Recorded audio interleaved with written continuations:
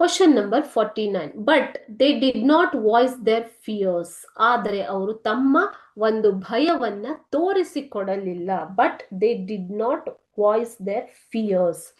ಇದು ಕೂಡ ನಿಮ್ಗೆ 6th ಪ್ಯಾರಾಗ್ರಾಫ್ ಅಲ್ಲೇ ಬಂದಿದೆ. Okay, who does they stand for? ಇಲ್ಲಿ ದೇ ಅಂದ್ರೆ ಯಾರು? What did Ananth's parents fear? ಏನು ಭಯ ಅವರಿಗೆ ಇತ್ತು? How did they behave towards him? ಆತನ ಕಡೆಗೆ ಅವರು ಹೇಗೆ ನಡವಳಿಕೆಯನ್ನ ಮಾಡ್ತಾರೆ, ಹೇಗೆ ನಡ್ಕೋತಾರೆ?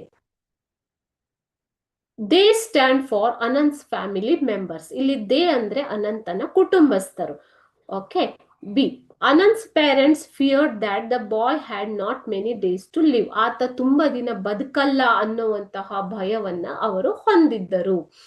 They laughed and talked and surrounded Anant with whatever made him happy. ಅದಕ್ಕೋಸ್ಕರ ಅವ್ರು ಏನ್ ಮಾಡಿದ್ರು? ಅವರು ತುಂಬಾ ನಗಾಡಿದ್ರು, ಆತನ ಜೊತೆ ಮಾತನಾಡಿದ್ರು, ಆತನನ್ನ ಒಂದು ಖುಷಿಯಿಂದ ಸುತ್ತುವರಿದರು. They fulfilled his every need. ಆತನ ಪ್ರತಿಯೊಂದು ಅಗತ್ಯಗಳನ್ನ ಅವರು ಪೂರೈಸಿದರು. ಓಕೆ, ಅಗತ್ಯಗಳನ್ನ ಪೂರೈಸಿದರು.